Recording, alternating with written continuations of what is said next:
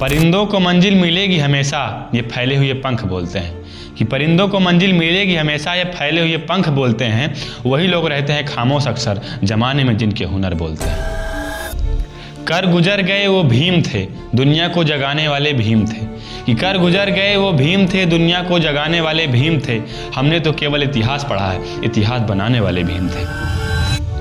अब सबसे पहले ये वीडियो देखिए, मोदी जी किस तरीके से डॉक्टर भीमराव अम्बेडकर जी की तारीफ कर रहे हैं। एक दलित माँ का बेटा जन्म से जीवन तक सिर्फ यातनाएं झेली, अपमानित होता रहा, उपेक्षित होता रहा, डगर डगर उनको सहना पड़ा। उसी व्यक्ति के हाथ में जब देश के भविष्य का दस्तावेज बनाने का अवसर आया तो ये पूरी संभावना होती वो हम जैसा अगर मनुष्य होता तो वो कटुता, वो जहर कहीं न कहीं प्रकट होता, बदले की कहीं आग निकल आती, कहीं भाव निकल आता।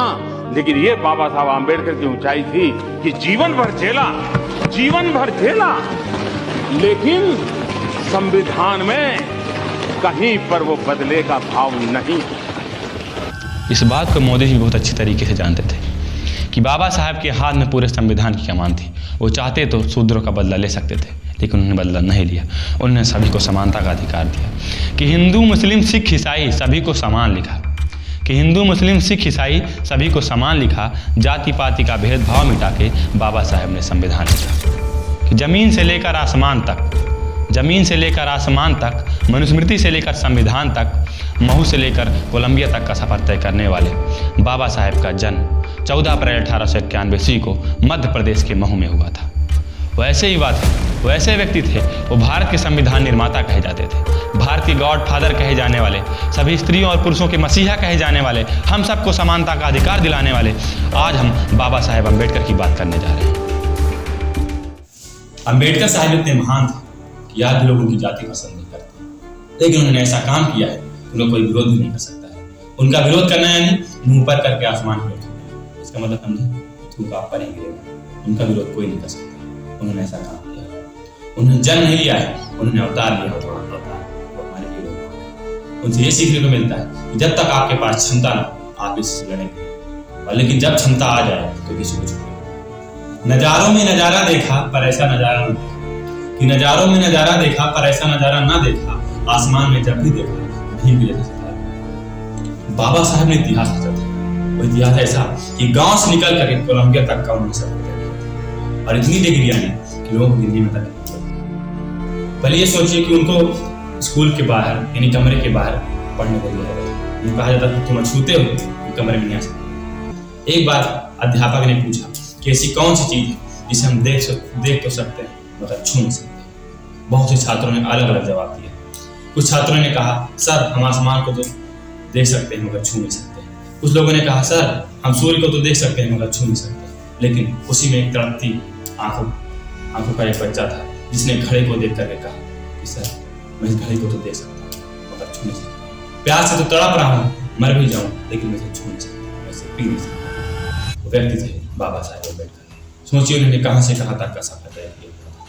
वो कोलंबिया यूनिवर्सिटी में पढ़ रहे थे, और जिस यूनिवर्सिटी में पढ़ रहे थे, जिस कमरे में रह रहे थे, उस कमरे का बेड, वहाँ की तकिया, उनका वो कलम, उस सभी को अमेरिका की सरकार ने संजोता कर रखा। भारत सरकार उसे मांगती है, लेकिन अमेरिकी सरकार कहती है कि हमारी मेमोरी है कि बताओ एक ऐसा महान जिसकी मेमोरी को हम संजो करके रखे हुए हैं, ये आपको नहीं दे सकते। उन्होंने कोलंबिया विश्वविद्यालय में पीएचडी के साथ साथ डीएससी भी की, डॉक्टर ऑफ साइंस। सोचिए इतनी बड़ी बड़ी डिग्री है। इसके बाद भारत के कुछ लोग ऐसे हैं जो बाबा साहब की बुराई करते हैं, उनकी आलोचना करते हैं। तो क्या जाने कि बाबा साहब ने क्या किया। उन्होंने बाबा साहब ऐसे व्यक्ति थे जिन्होंने अपने देश के लिए, अपने समाज के लिए, अपने लोगों के लिए, अपने परिवार के लिए, उन्होंने अपने लेटरों में लिखा है, अपने लेटरों में उन्होंने अपनी पत्नी और बच्चों से माफी मांगी। वो एक अच्छे पिता नहीं बन पाए, वो एक अच्छे पति नहीं बन पाए, लेकिन उन्होंने कहा कि मैं अपने समाज के लिए तो मुझे माफ कर। ऐसी सी बात हो। उन्होंने क्या नहीं किया, और ये बता दें कि केवल दलितों के लिए नहीं, सभी संप्रदाय, उन्होंने उनका काम भी ना था, गिनते गिनते आप थक जाएंगे। पहला, उन्होंने हिंदी कोड बिल के लिए आह्वान किया, इसके लिए उन्होंने अपना कानून मंत्री का पद भी त्याग दिया। दूसरा, उन्होंने पहली बार महिलाओं के लिए प्रसूति अवकाश, जिसे मैटरनल लीव कहते हैं, इसकी व्यवस्था की। तीसरा, मजदूरों की ड्यूटी 8 घंटे फिक्स। चौथा, महिलाओं को आरक्षण, समानता का अधिकार। पांचवा, आरबीआई का गठन। छठवा, संविधान निर्माण आदि बहुत से कार्य। मैं गिनते गिनते खत्म। उनके लिए तो मेरे पास शब्द नहीं बनता है। मैं एक तुच्छ मानव उनकी बड़ाई करने में। अब अफसोस बस इसी बात का है, अफसोस इस बात का नहीं कि धर्म का धंधा हो रहा है, कि अफसोस इस बात का नहीं कि धर्म का धंधा हो रहा है, अफसोस इस बात का कि पढ़े लिखे इंसान।